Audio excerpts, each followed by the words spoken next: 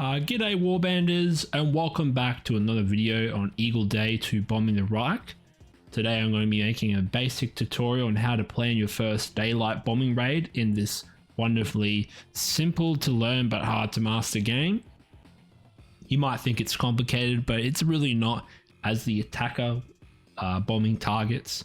So yeah, I'll get straight right into it. So the first thing we consider when planning a bombing raid in this game is the weather. So we click this button over here to turn on cloud graphics to get a general overview of what's happening in terms of the weather. And you can see here that it's a pretty clear day. Luckily, you don't want to plan your bombing raids in cloud cover because there's a chance that your bombers will just not hit the target at all. And they also might not actually leave the airfield because there's too much rain. So it's a good practice to attack in areas where there's no cloud cover. And also you want to consider the wind because southwest, the wind's coming from the southwest, so you may want to plan ahead for that. But just generally, rule of thumb, just attack areas where there's no cloud cover. It just makes your life a whole lot easier. So in this situation, you know, you got to plan for a target type as well. So what target do we actually want to hit here? So there's multiple targets you can go after. It's better to focus one industry like I've done here. So rubber factories, that's a vulnerable target. As you can see here, I've damaged a few in the coastal regions, some in the rural regions. So this is a good target to go after. You can also go after oil storage because there is some meaty oil storage in North Germany. And also you may want to do some deep raids later on the game when you get escorts that can reach that range, the better thunderbolts. But we're in the early game, we're in 1943, so doing deep raids into Germany into, you know, southern Germany, that is, you got to consider, do you want to lose 100 bombers for that target? Not really. I found in my experimentation of doing deep raids to get those high capacity targets, like the bigger factories, the bigger industry, is not worth it for the amount of losses you take. And this is a historical reality. Unescorted bombers into Germany it doesn't work well. So I followed a historical strategy of hitting coastal targets and playing it generally safe with the odd, you know, mid-range raid into the rural region. So yeah, let's pick a target. So let's just pick something that is relatively safe. So we go here, oil storage. Okay, this is looking pretty good because, you know, oil storage is important for the Axis, because if you run out of oil, what's going to happen? Your planes won't be able to fight effectively. So you can see here, if we go to, is it list targets? We click on oil storage. No, we go to auto plan raids and we click on oil storage to see what it does. As you can see, oil storage facilities house most of the crude oil and aviation fuel reserves of Germany. Destroying oil storage facilities can lead to both aviation fuel and oil shortages, along with attacks against oil refineries, synthetic fuel refineries, and chemical factories, which in turn reduces the amount of aircraft sorties the Axis player can fly and the effectiveness of ground troops, respectively. So hitting those oil facilities, as it says there, will affect fighter coverage, which is a good thing to go after, I think, because the enemy will have a lot of fighters. If you know, can have less fighters in the air, that's a good thing. So that's why I've targeted oil. And also going after rubber is good because, you know, it reduces the armaments factory production, which is in turn hinders aircraft repairs and replacements.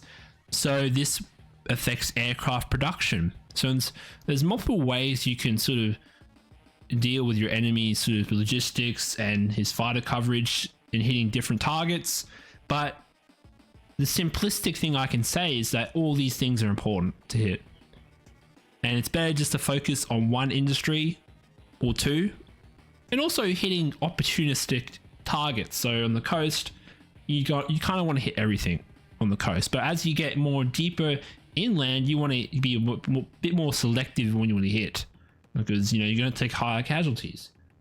So it's up to you if you want to hit deep raids, because deep raids I just don't think are worth it, but that's up to you to make that decision. I forgot to put this in the video, but recon is highly important before you set your target as well.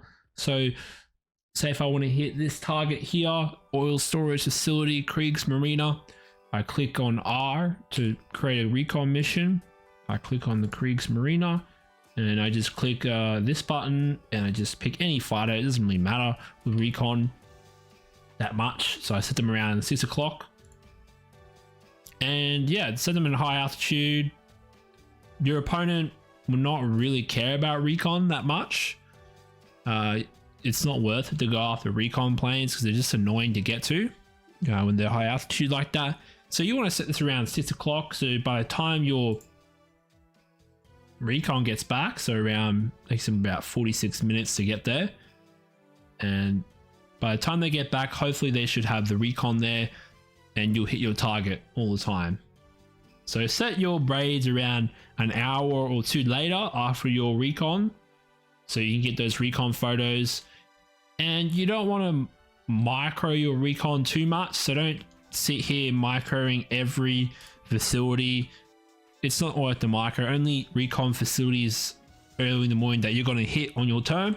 And also you might want to recon areas like airfields, for example. You may want to manually do that for a place like this, for example, because he's put a flak battalion there, so I assume he's putting more fighters there. My last recon photo was 3 days ago, so I may want to sort of get some updated intel in that area, see if he still has them there, because the enemy can shift AA guns around and aircraft, so keep that in mind. He's going to be constantly shifting his aircraft to different airfields, so you want to have some up-to-date intel sometimes. But don't get bogged down in setting down recon, because you'll have a general idea of where the enemy is massing up when you do launch your raids. So yeah, just setting some recon around airfields is a good bet to find out where your enemy is. So just over and over again near your target where you're going to hit, so you know where to hit with fighter sweeps. And I'll cover different mechanics in this game if this video gets a lot of views, like, you know, fighter sweeps, but we're just focusing on the basic bombing raid, the basic building blocks. Alright, so we've looked at weather, we've looked at target type.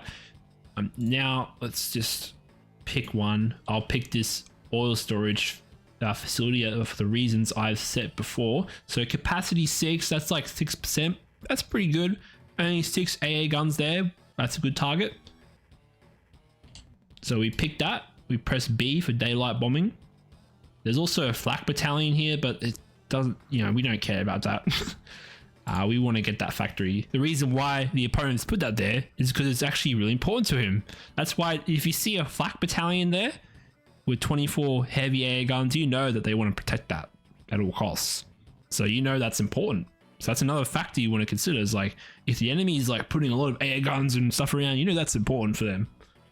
So yeah, we've picked our primary target. Good practice also is to set a secondary target. So there's a bit of cloud cover there, so that should be all right. So we're going to pick pick like another facility, maybe a bit further away, maybe. I don't know. We'll pick this rail yard over here, or Oldenburg, which I've hit with terror raids. So we'll pick that as our secondary target, just in case they veer off course. And now we get onto the juicy bit, which is picking our lead unit.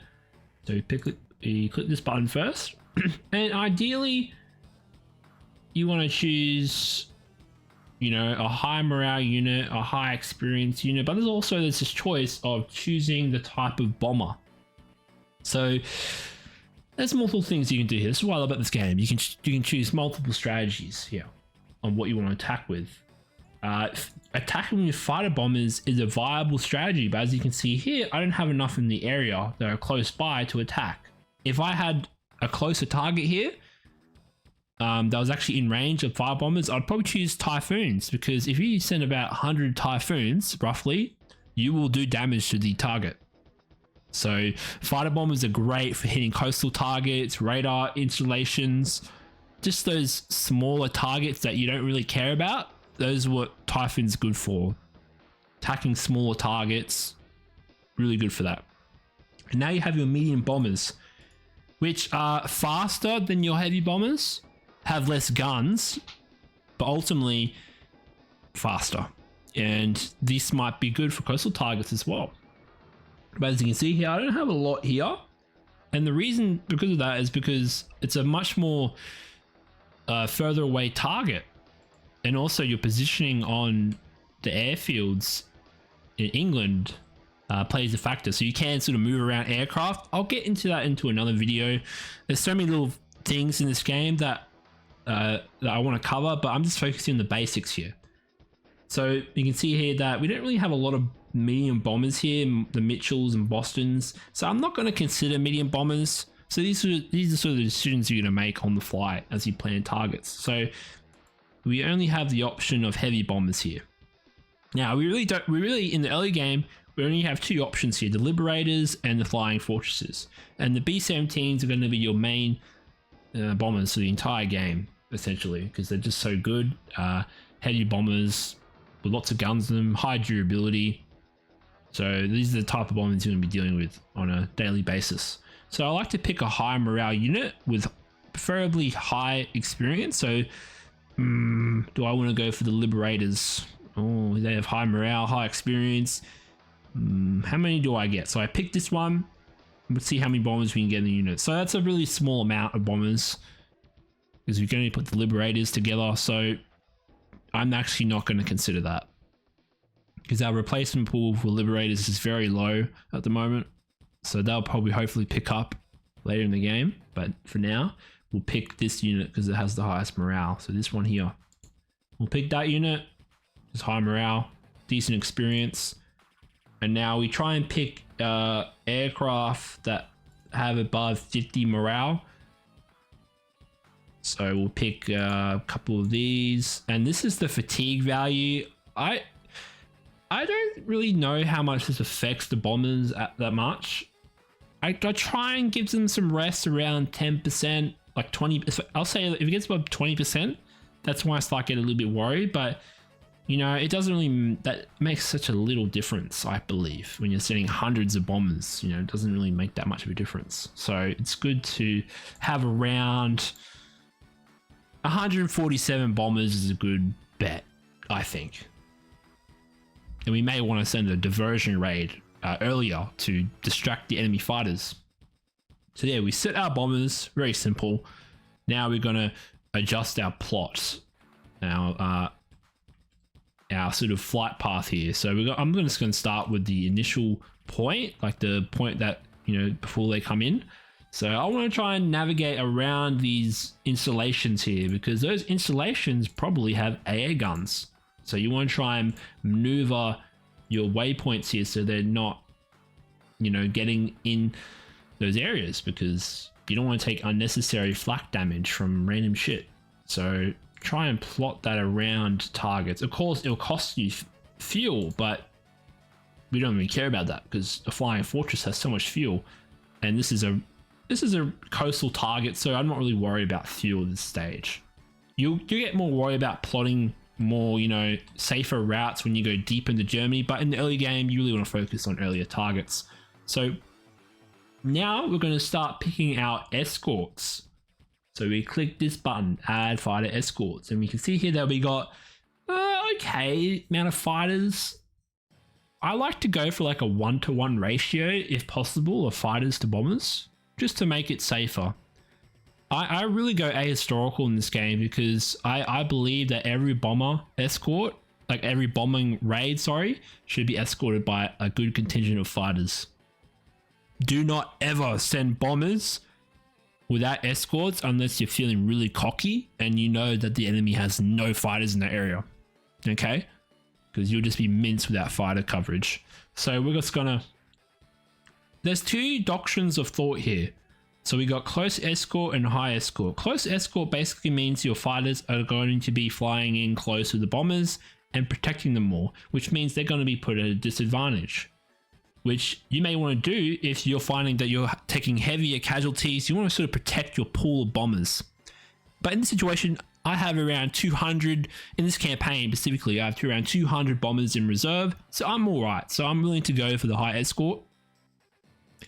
And really with high escort, this strategy here is more going after the fighters. So you're using the bombers as bait. Your fighters are flying above the bombers in high altitude, because in high altitude, like in fighter combat, you want to be higher than the enemy. That makes you have an advantage. So we're going to choose that because I want to kill the fighters. That's my sort of doctrine right now. You may want to protect your bombers more. That's up to you. But I'm going to choose high escort. And we can see here that this is the escort range, this green line here when I click it. And you know, you got to consider this, like your fighters only get up to this yellow line and then they have to go back. They call this bingo fuel. So you can right click along the lines to sort of customize where you want them to come in. So I feel like this is a safe escort coverage right here, because by the time they finish their raid around here, the B109s, BF109s, they're going to return back to base. So they should be safe around that point when they're coming back. So this is you don't want to waste fuel. So you want them to come in around this point. And yeah, that should be good. So yeah, I'm going to set like a 1-to-1 ratio if I can. And also I like to layer my altitudes here, just to give some extra protection. I think 26,000 feet is a good number. Whoops, I made a mistake there. Actually, I might just set them at 26,000 feet because that is the best altitude for Thunderbolts, I believe. The optimal maneuver stat. That's where they perform well at. So I might set them around 26,000 feet. And I just, oh shit, I got to adjust their flight path. So, okay, so we're going to set this one around this. I just right click, set it like that. So that's going to have some good fighter coverage there. And yeah, we'll just do the same thing for the other fighter groups. This one I can't get closer because the range is a bit more higher. So I may want to customize it on the way in a bit more. So going to have some less fighters in that area. What about this one? Because yeah, where your fighters are stationed on these airfields affects, you know, the range, their escort range. So you got to customize each sort of squadron. So I want a bit more on the way out, because I know my opponent, he likes to hit my bombers on when they actually come out of the raid. So I'm going to put a bit more on the return journey. So you won't have perfect fighter coverage. Yeah, it's really impossible because your enemy will just take advantage of the fact that you're going to have some gaps in your fighter coverage, and that's fine. That's what B-17s are designed for, to hold their own a little bit. That's why you choose the B-17s. But I like to have a lot of fighters, bro. I like to just spam fighters, spit fighters. So like if he sends up a bunch of escorts, I'm going to have, fighter coverage. I'm going to have a lot of fighters there. So I think that's a good healthy amount for a main bombing raid. So we're going to set that. Okay. They're all coming in at 26,000 feet because that's sort of the rough estimate in my head, I think, of where these fighters are good at.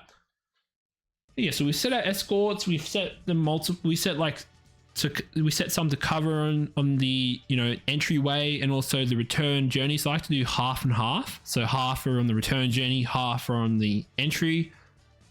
So yeah, we set our escorts, and we also, before, you want to also consider AA coverage. So we can see here that our target has 24 heavy AA guns, 6 heavy AA guns. I don't think that's that much of a problem.